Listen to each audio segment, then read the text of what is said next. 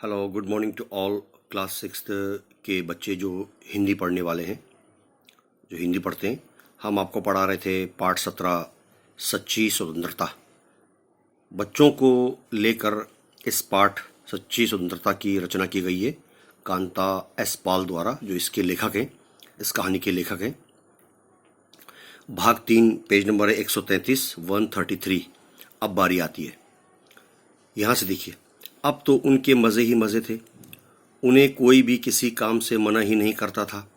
अब तो mummy papa भी न होमवर्क करने को कहते उन बच्चों को, और न ही बारिश में भीगने से उन्हें कोई मनाही थी, और न मना करते। किसी भी प्रकार का कोई तकलीफ, कोई रोक टोक उन बच्चों को नहीं था।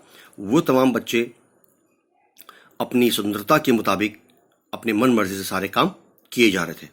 अब तो स्कूल की किताबों के स्थान पर स्कूल में जो किताबें पढ़ाई जाती थी वो पढ़ते थे। जिन पाठ को, जिन कहानियों को, कविताओं को वो याद करते थे, होमवर्क वगैरह, उनकी जगह उन्हें कॉमिक्स, कहानियों की किताब पढ़ने से भी उन्हें कोई नहीं रोकता। किसी भी प्रकार की कोई मनाही नहीं थी। वे बच्चे जैसे मस्ती हो उसी प्रकार की पोशाक, लिबास पहनकर विद्यालय, स्कूल चले जाते। जो पाठ पढ़ने का दिल होता यही पढ़ते, या नहीं पढ़ते तो कोई रोक टोक नहीं था। कोई भी सज़ा उन्हें नहीं मिलती थी। उन बच्चों को काम न करने पर कोई भी दंड, पनिशमेंट नहीं दिया जाता था।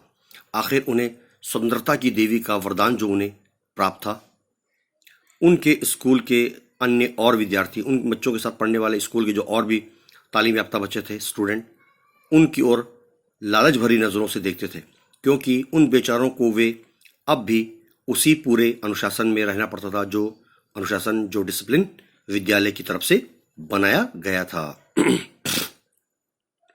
समय को तो मानो पंख लग गए थे।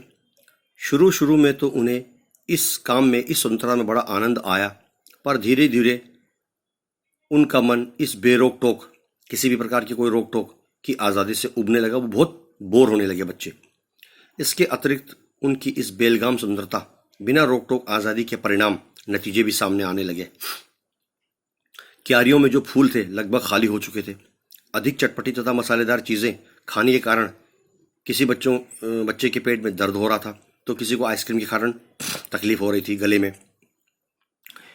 अच्छा, किसी के दांत में भी दर्द था, किसी की टांगों में भी दर्द हो रहा था, किंतु फिर भी न तो मम्मी दवाई पीने के लिए विवश करती, मजबूर करती, और ना ही डॉक्टर उन बच्चों के इच्छा के विरुद्ध, उनके ख्वाहिश के बगैर इंजेक्शन लगाने का काम करते थे। हाँ, एक बात ज़रूर थी, बच्चे जो भी बात कहते, घर के लोग उसे पूरी करने की कोशिश अवश्य करते थे। और जब कक्षा में मासिक परीक्षा का प्रश्न पत्र देखा, जब उनका एग्ज़ाम होने लगा, महीने का जो क्वेश्चन पेपर उनके सामने आया, जो वो एग्ज़ाम दे रहे थे, वो देखकर उन बच्चों के होश उड़ गए।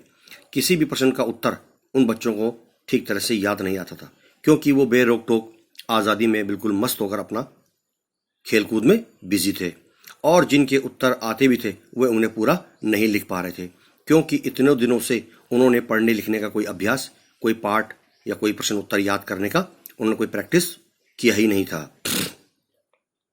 परिणाम ये निकला इन सब का कि मन्नू, जो हमेशा ही कक्षा में प्रथम स्थान पर आता था, मन्नू जो एक बच्चा है, वो क्लास में हमेशा फर्स्ट पोजीशन आता था। पूरे क्लास में बड़ी मुश्किल से पास हो पाया था।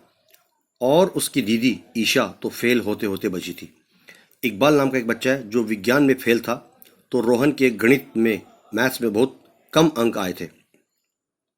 जब खेल कूद प्रतियोगिताएं हुई, जब गेम्स के जो कंपटीशन शुरू हुए, तो वहाँ भी उनके दल का कोई भी सदस्य सेमीफाइनल से आगे नहीं पहुँचा उन बच्चों का, जबकि ये पूरा दल ही विजेताओं की टीम के नाम से जाना जाता था।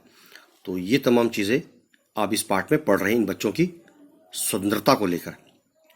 इधर उनके स्कूल के अन्य विद्यार्थी, दूसरे जो और बच्चे थे, उनकी भी उपेक्षा करने लगे। मन्नू की मंडली का पूर्ण रूप से आज़ादी पाने का सपना तो पूरा हो गया था, किंतु अब उन्हें इस आज़ादी में, इस स्वतंत्रता में कोई आकर्षण, कोई ऐसा जो उनके साथ उनके काम कर रहे थे दिखाई नहीं देता था। उनका उत्साह अब ठंडा पड़ चुका था। वो बहुत इस काम से बोर हो गए थे। उन्हें कोई फूल तोड़ने से मना भी नहीं कर रहा था, और साथ इन तमाम कामों को देखकर पढ़ाई लिखाई में उनके बहुत सारे अंक उनके बहुत कम आने लगे थे, जिसकी वजह से उन्हें बहुत ही अजीब लग रहा था और हर कोई उन्हें ये कह रहा था कि ये तो कोई काम ही नहीं करते और हमेशा खेलते रहते हैं, कूदते रहते हैं, पढ़ाई लिखाई पर इनके बच्चों को कोई ध्यान नहीं होता है। अब हम इसको पढ़ाएंगे पेज नंबर 134। कल आपको यहाँ तक आप पढ़ लीजिए, समझ लीजिए। बहुत बहुत धन्यवाद।